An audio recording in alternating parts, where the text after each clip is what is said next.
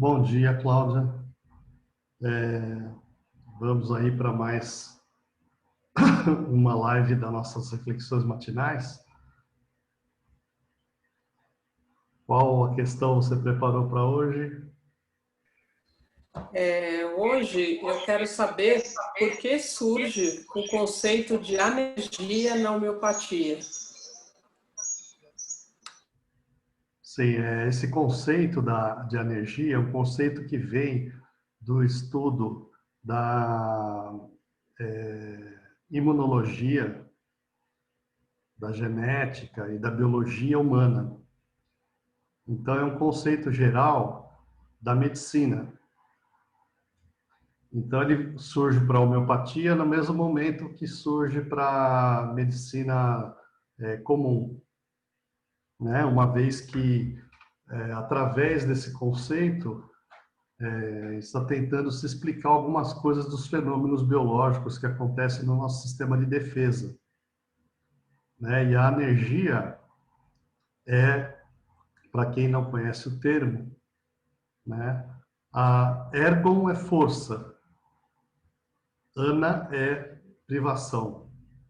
Então, é a falta de força.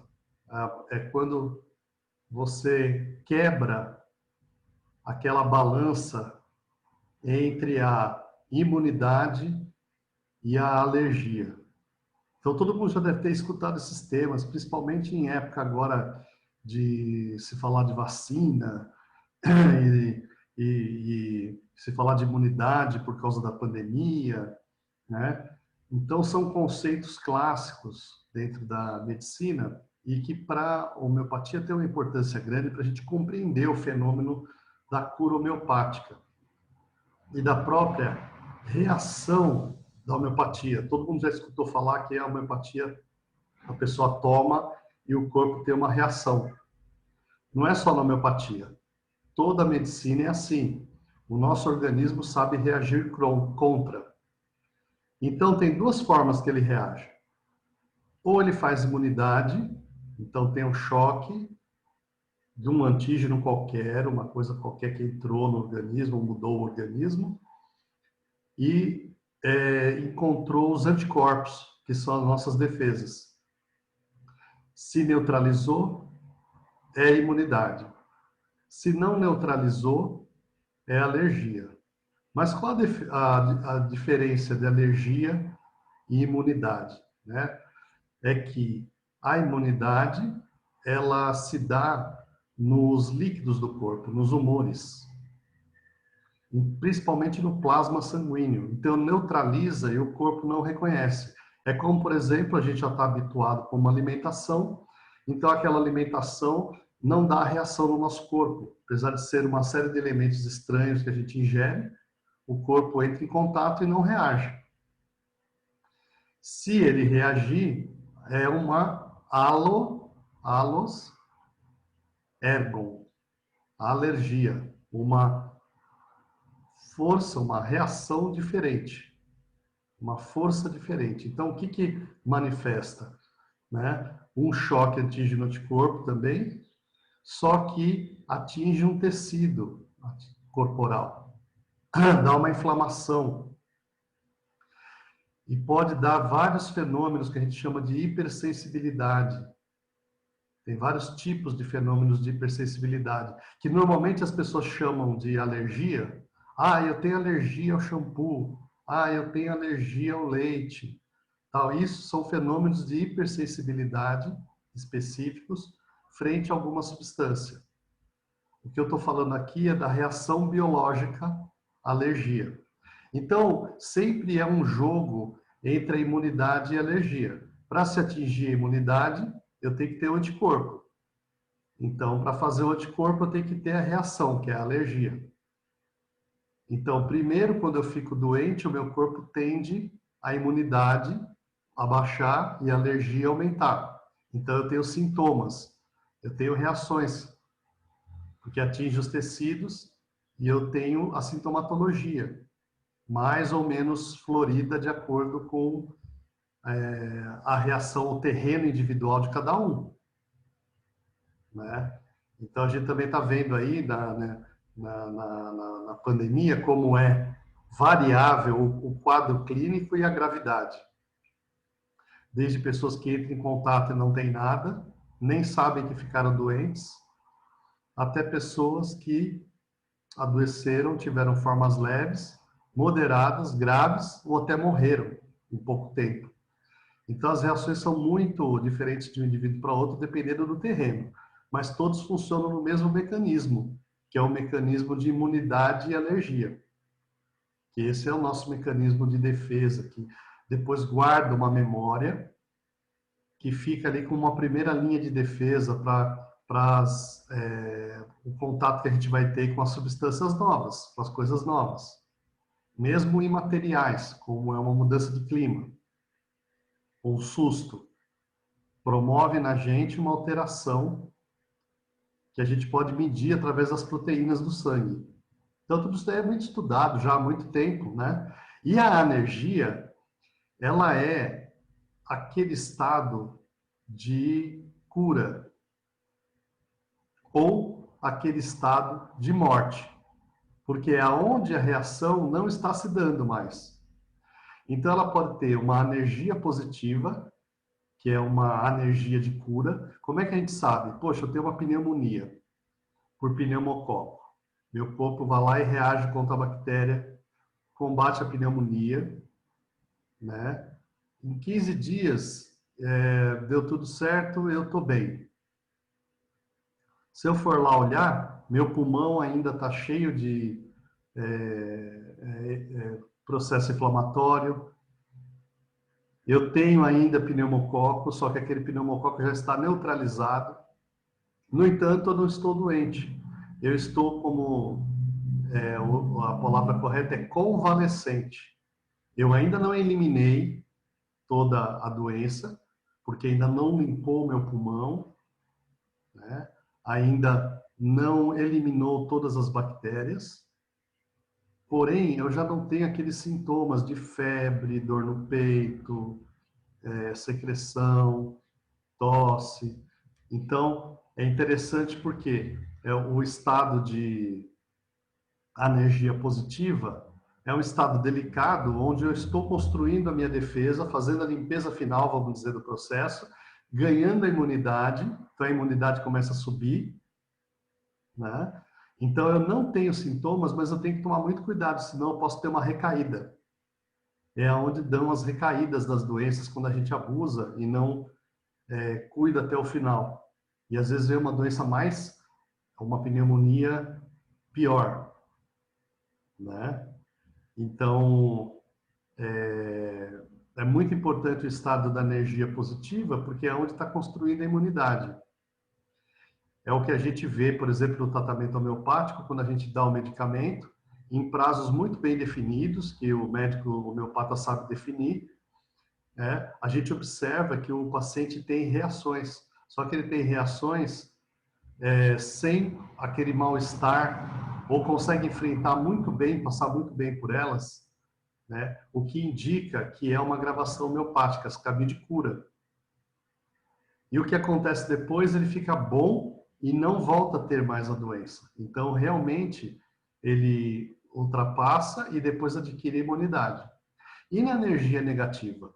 A energia negativa é quando quebrou-se a imunidade. Então, você não consegue formar a defesa. E há um esgotamento da energia.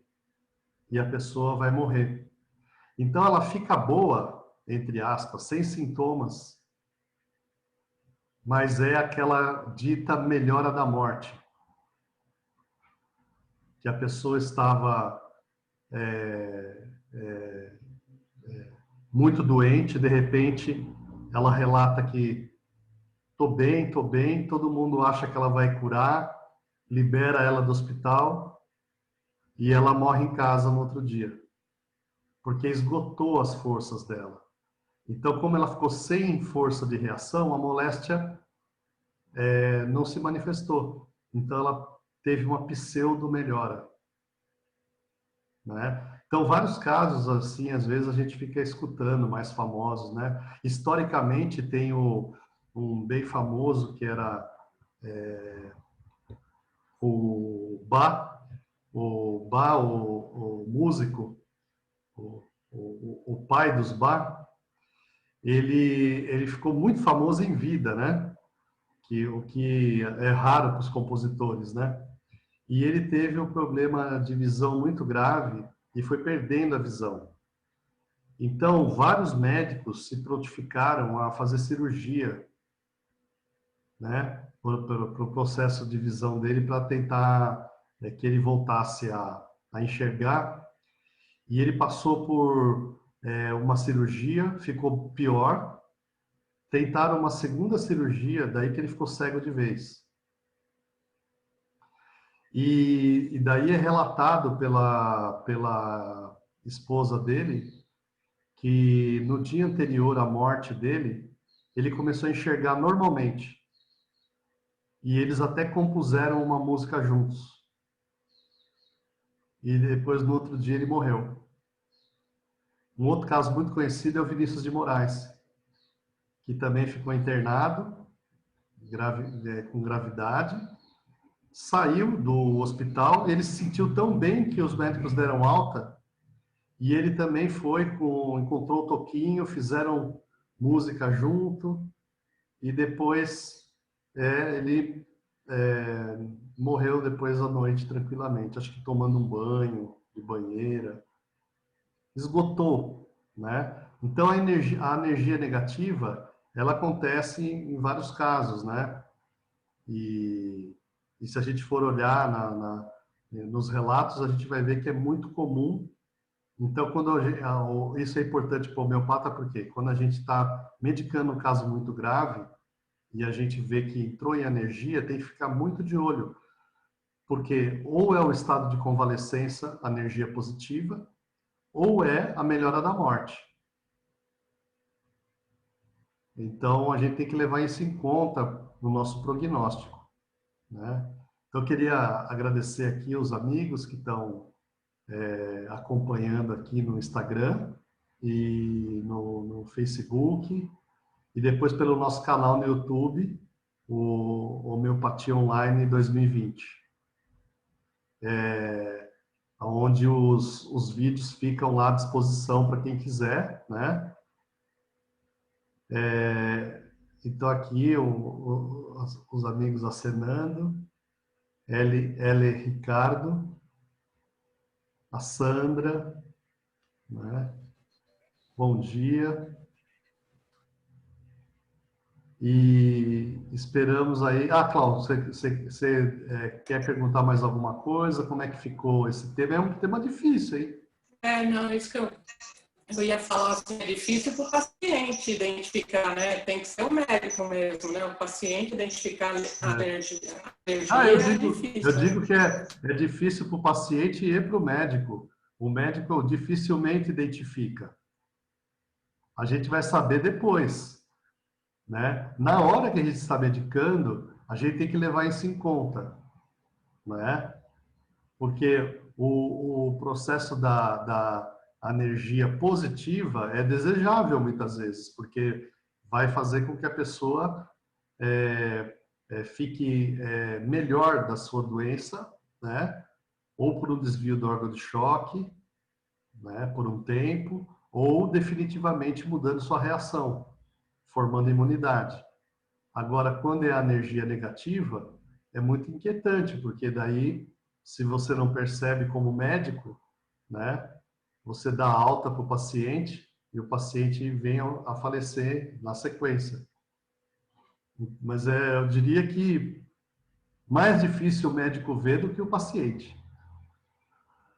Porque os pacientes estão ali no dia a dia, muita gente deve conhecer histórias dessa forma, como eu contei, né? Apesar de ser um tema importante, né, para a gente acompanhar, porque é um estado desejado antes da imunidade, a energia positiva, né? Então a gente não deve atrapalhar também nessa fase, deixando o corpo se recuperar e formar suas forças, porque ele está com pouca força e pode romper para o lado da energia negativa, que daí ele não reage, né?